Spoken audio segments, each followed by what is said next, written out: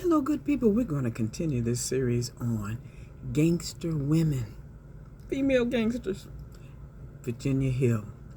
From the 1930s to the late 1940s, her beguiling ways and steely nerves enticed and inspired the confidence of top-flight hardened mobsters such as Charles Lucky Luciano, Maya Lasky, Frank Costello, Anthony Accardo, Murray Humphreys, and many more.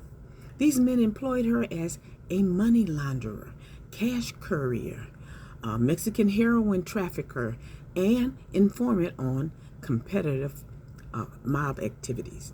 While on assignment in Mexico, she flashed her red hair, her pricey furs, jewels, and body to seduce the wealthy. Hill had suitors, one of whom she met at the San Carlo Casino was Joe Epstein, the Capone Group's bookmaker and accounts man for Jake Greasy the Thumb. The chance meeting with Epstein would lead to Virginia's future as the mistress, cash carrier, money launderer, and spy for many of the Americans' leading racketeers. Epstein was impressed by Hill's no-nonsense demeanor. They met again at a party in 1934 and recruited her to launder out his outfit's racket money by placing wagers at a Chicago horse race track. Epstein's betting schemes enabled him to increase his odds of winning. The funds from winning bets could then be reported to the IRS as legitimate income. He would have Hill convince men to make stupid bets, and they made a lot of money from that. And, of course, he managed to skate by the IRS. As Epstein's girl, she refined her appearance and mannerism, though she apparently never lost her distinctively squeaky voice and uncontrollable temper. During her early career, she was employed as a bag girl, transporting stolen merchandise and cash across the state lines. It was lucrative. It was a lucrative occupation that enabled her to send money to her impoverished family back home. She took care of family at any cost, by the way. Once you look her up, you'll find out she did some really awful things to make that money. Epstein bought her expensive clothes and had her board planes carrying stolen jewels and furs for sale out of state. Her savvy discretion and vulgar, wisecracking conversation at the outfit's hangout, the Plantation Club, impressed those she met.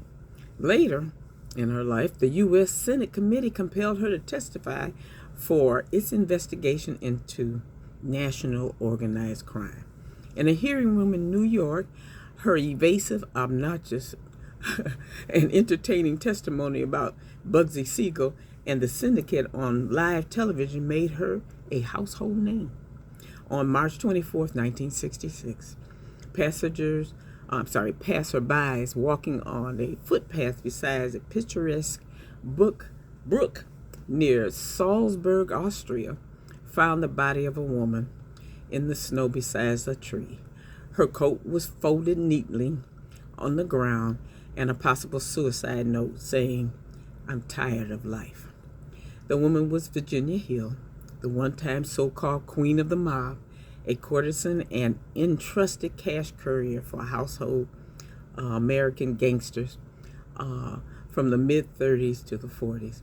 An Austrian official concluded the 49-year-old Virginia died of self-administered overdose of sedatives.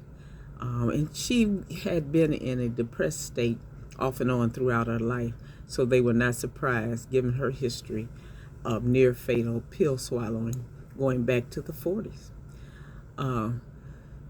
Virginia Hill, interesting lady. Look her up. And please like and subscribe so I can keep going on with this research. It's a lot of fun. But take time to look her up. She's interesting. You all have a good day now. Bye.